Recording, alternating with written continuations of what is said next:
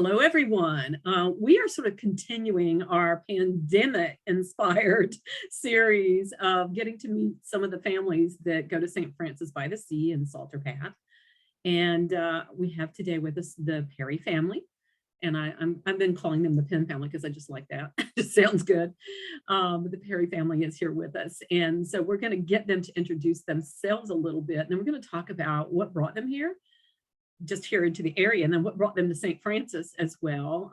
I got to know a little bit about how Penn and Heather met, and because I got to have some coffee with them recently, so it was a great little story.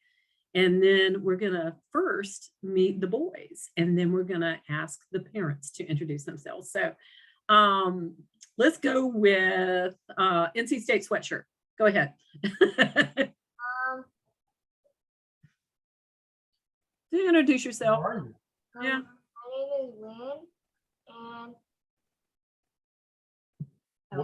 How old are you? I'm 9 years old. Yeah. And what grade are you in? I'm in 4th grade. Where do you go to school? And I go to Taylor School. And What do you like doing? What are your hobbies? Yeah. What's your hobbies? playing video games and reading. Oh, okay, that's different. Okie doke. That'll do for right now. Okay, Star Wars, you're up. My name is Holt. I go to Taylor School. I'm 9 years old. I'm in the 4th grade, and I like reading and writing and playing video games. Okay, what was the second thing? Reading and what? Writing? Writing. Okay. What do you write? I like writing zombies and aliens killing people and attacking the earth. Also stereotypes. What kind of class are you in? I'm in a writing class. Mm-hmm. That's from middle school. Mm-hmm. Middle school. Awesome. He's in 4th grade. I love this. All right, Miss Heather, tell us about you. I'm Heather. I am an architect at Cherry Point. I am married to Penn, and Lynn and Holt are my kids. And let's see, I like on the side, I like doing arts and crafts. I like running and reading. Okay. I have a question about your architecture. What kind of architecture do you do at Cherry Point? So we do in-house designs of smaller projects, repair projects usually, for buildings on base. And then we also manage larger projects that an outside architecture firm does. And so we manage the kind of internal schedules and things like that. Okay. For those projects. So, and some of the new construction as well. So. You've got some old buildings there that probably need lots of attention. Very old. And we can't tear them down. Yeah, I know, right? Well, it's a lot of space. I mean, do you have in your mind about how big the area is that, that makes up the base? I used to know, and I can't remember it now. I should know that answer. I don't. I know we have a really lot big. of buildings. We've got some runways. We've got some outlying landing fields and different parts. So down east, we've got a couple of places, and then that's right. So you service that whole greater area that Cherry Point takes in, all the like training grounds and stuff like that. Yeah. That's right. That's right. So, and those are small, a couple of buildings each, but so we still have to deal with those as well. So I wish I knew, but I don't. Big, that's all we can say. I used to run the Chamber of Commerce in Havelock, and so I used to have to know numbers like that. It's just been a long time. Sure. But I did know that Havelock takes Cherry Point into its city limits. It used to, I assume it still does. So we counted their population as part of ours. So if you took the base away, our population would have been really, really small. Sure. But if you add it in, it made it really good. Yeah. So, excellent. Well, Penn, we come to you. Talk to us a little bit about you. So I'm Penn, and I'm 53. I'm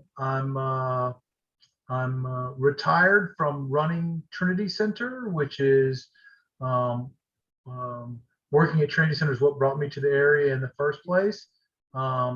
You can't see it, but if you could see everything behind me, you would get 90% of my hobbies in one fell swoop. So I see a Christmas tree. I don't know. Oh, books. Yes. right, books. A lot of books. I see them. Yeah, where she's pointing is those are all It's a a library. It's like a library. bunch of CDs. Yeah, we got a media library back there. My first ever real library. Thank you, Heather. So yeah, I like reading and writing, and I love poetry. There's one full shelf of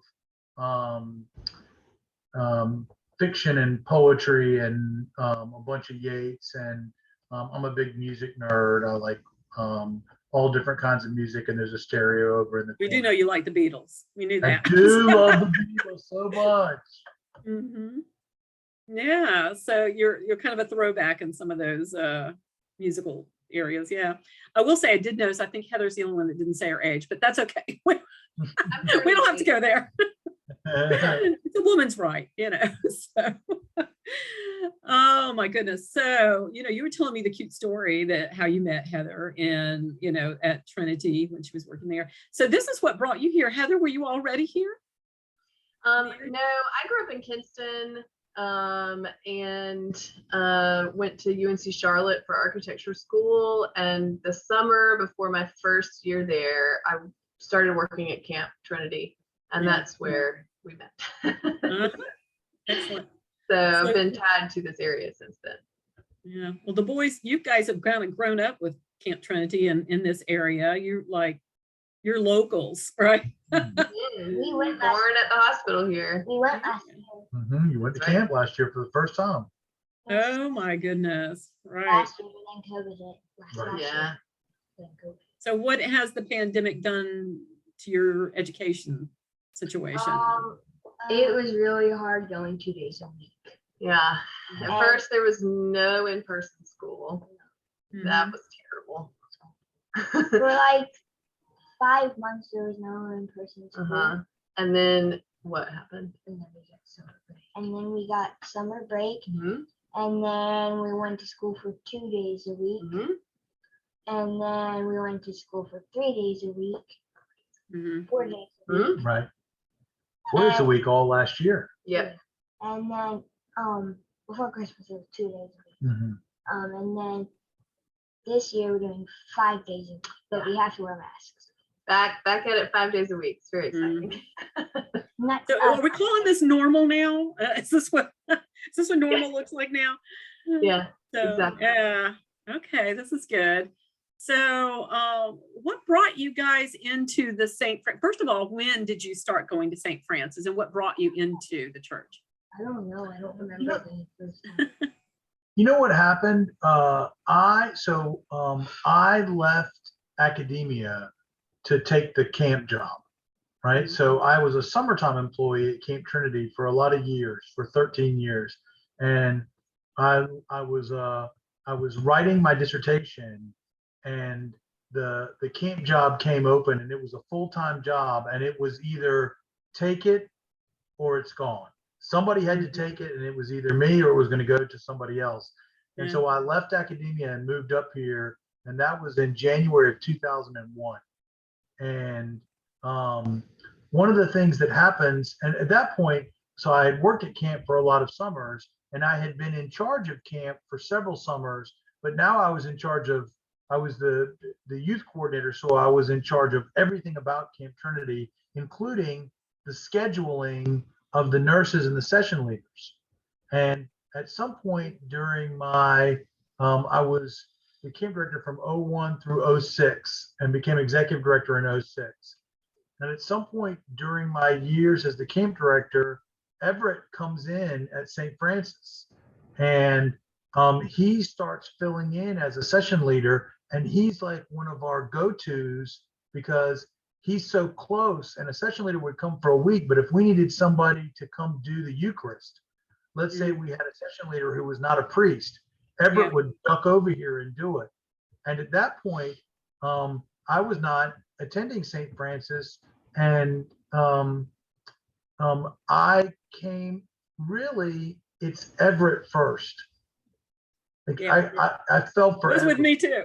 Yeah, and I think a lot of people would say this, but he's a doll. And then there was the period where I was executive director, and we still were not coming to church, but partially at that point it was because once I become executive director, Sunday's a big work day. Oh, So often I'm over on property during on the weekends, because weekends is when we do most of our business. And so my schedule was so off that we weren't regular attendees. Then the boys are born. When the Going boy, anywhere with twins, yeah, like twin babies was hard. So yeah, we didn't go anywhere for a long time. we had no idea what we were in for. And at some point, and this, I've said this a lot, at some point I remember thinking, Heather and I talked about this, about how, are we really going to go, because Everett baptized our boys. He baptized them at Sanders Point. And it was literally like, are we really going to go to St. Francis where there are not a lot of children? And the truth is, sometimes you fit places where it doesn't look like it should make sense, but it just does. And once we started coming, it was literally like, well, there aren't that many children, but the boys now have a million aunts and uncles and grandparents. And it just worked. And I think part of it was the emphasis on the arts at St. Francis, which I think is part of what makes that church unique, that it's so focused on the arts. Part of it was the outreach, the fact that it's like a little church that's trying to figure out all sorts of ways to help the community. And part of it was just we felt welcomed and like we fit. And you can see that in the way that, I mean, the boys now have to be told not to get up to do the offertory. That's their responsibility. That's their job. Right? That's your job. Right, which is wonderful. So there you go. Yeah, boys, have you done, I think I've been at one of the services that maybe one of you, have either one of you done like the lecturing or anything like that?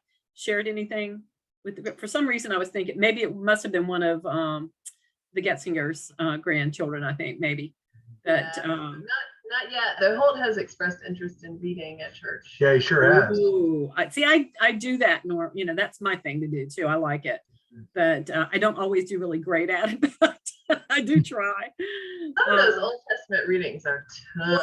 I'd have to look up the words. I'm serious 100%. And practice them, because some of those like 20 syllable names. I can't remember when this was, but there was a day where Richard Seal read the Old Testament lesson, and literally when he was done, people clapped, including me. So hard. Because it was so hard. Yeah, Yes, so yes. crazy. And I'm like you. Anytime that I'm going to read, I always want to look at everything ahead of time to make sure there aren't, especially Old Testament lessons, Oh gosh, there aren't words that I need to look up the pronunciation of. you can trip over that mess so easily. 100%. It's just crazy. So, you know, the reading one and the writing one. So the two, the yin and yang in your family there. So I think we're going to be following in your footsteps. Let me ask the boys, do you, you know, once upon a time we did have little Sunday school classes in there, and I think Marion did a really good job of it. I helped out some, took all the classes to do that. And then, you know, I think probably even before the pandemic, we were kind of on the way sort of out with that when she wasn't able to do it anymore and whatnot, then it kind of went a different way. Do you guys miss that sort of thing? You feel like you're getting so much, I don't know, I feel like you're getting so much of that at home already, that you're just being really well, you know, kind of immersed in what the whole purpose of the Bible is anyway at home. But how do you feel about not being around other kids Talk there? about what you do. Talk about what you do with Miss Martha. Ah, Pandemic, but they have done some after, but you would tell what you do. okay. dig a staircase. We haven't done it in a while because she hasn't been here. But we dug a staircase up and then I heard down. about I that. haven't finished doing Finished down, it? but we finished doing upwards. Uh-huh. We're just waiting for to get ropes. So Awesome. and It is so needed. That is a crazy area back there. It It really is. needs, I've tried to go, I'm not that good at that. I tried. It's not easy. I also like coding. That's also one of my hobbies. Yeah, Wynn wants to, so Wynn is taking so Wynn and Holt were both invited to take virtual middle school classes. Ooh. And Wynn is doing coding. So he's doing computer coding, Mhm. and Holt is doing creative writing, right? But So you have the basis for game development right in your house. You realize that? oh, Yeah. 100%. And you know how I know that, boys? You know, I don't even know I told you this, Penn, but I started the work that I'm doing now. I make business connections inside impact spaces, but it started in the video games industry. Did it So, really? yeah. Wow. It had its root. I don't even play video games. I don't play any games. But I knew the people that actually created video games and, you know, developed them and everything, and the publishers and all. I knew all the players. At one point, I went to E3 in Los Angeles. That's the largest video game conference. 100%. And, you know, there's all these famous people and everything all around. And I was there on a VIP pass. My first year I was working in video games. And so the thousands of young people like yourselves sitting outside and everything, I was able to walk right in. And I was working for 2 video game companies. And one of them was the first company to make a video game accessory, meaning it was the Wii bowling ball. And that's how long ago it was. And the Wii tennis and the, you know, and they had come out with a Mario go-kart. There was a full-size inflatable go-kart that had a little Mario steering wheel on there. And I had been able to hook them up with a young man that would come. He came with his mother. They put him up.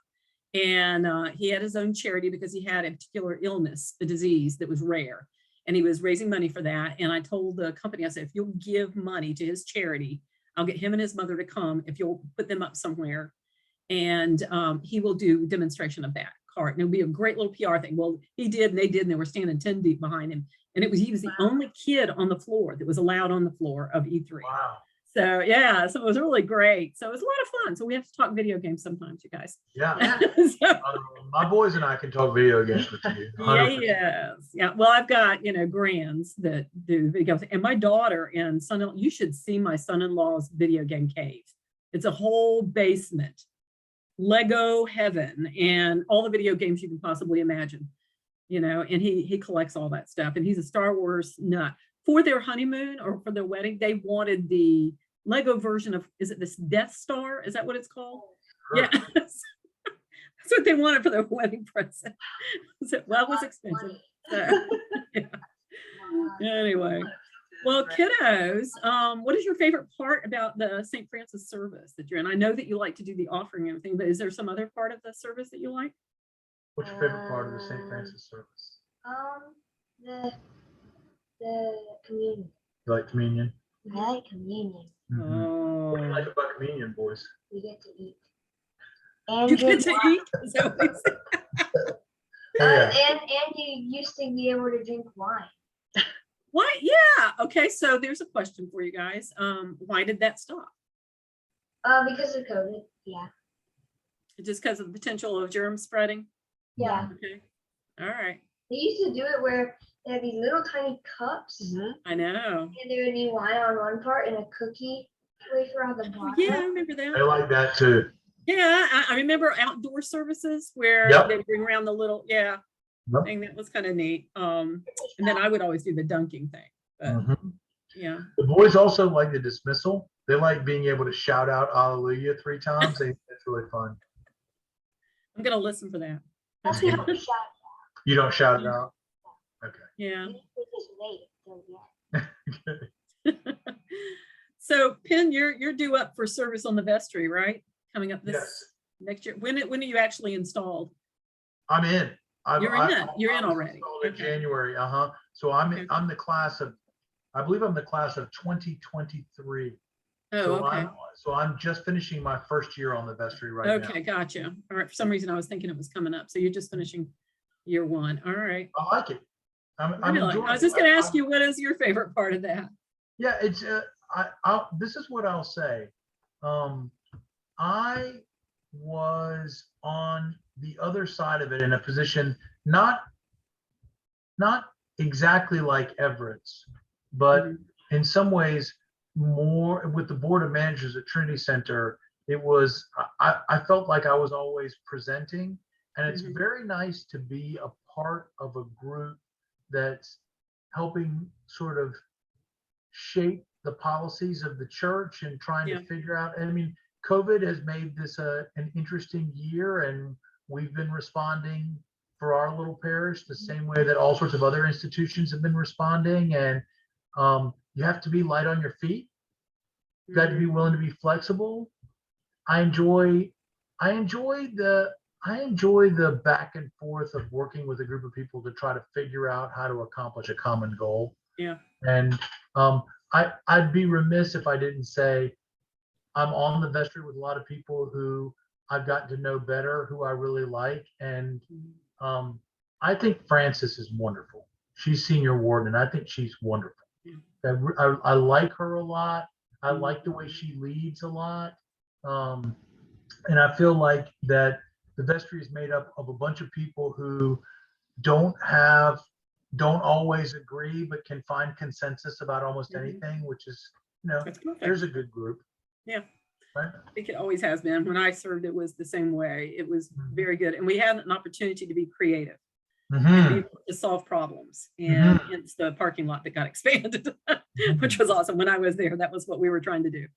So it really gives you a sense of satisfaction being able to serve in that way, where you can actually see things happening. So I'm going to ask the boys, what do they think of the labyrinth? Do you ever use it? What's the labyrinth? Outside services. Remember the circles. We use it sometimes. Liz use it. Do you ever walk on it?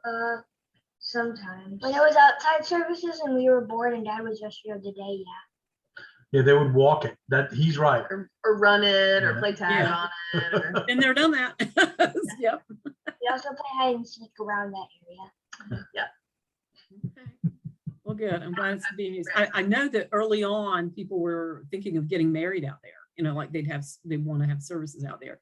And the vestry was trying to figure out, was that something that we could even do, given policies from the diocese and that's about how you were supposed to deal with music, sacred music and outdoor spaces and indoor, all that kind of stuff.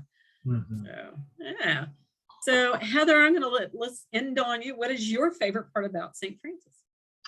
It really is the church community there. I feel like everyone comes together and loves each other, no matter kind of who we are, and I really feel and have felt a lot of support from them, and we are also given opportunities to support our church family without having to think up what to do, right? For some of us that I'm not very good at that, it's very nice to say, so-and-so needs meals for the next 2 weeks. Here's a sign, right?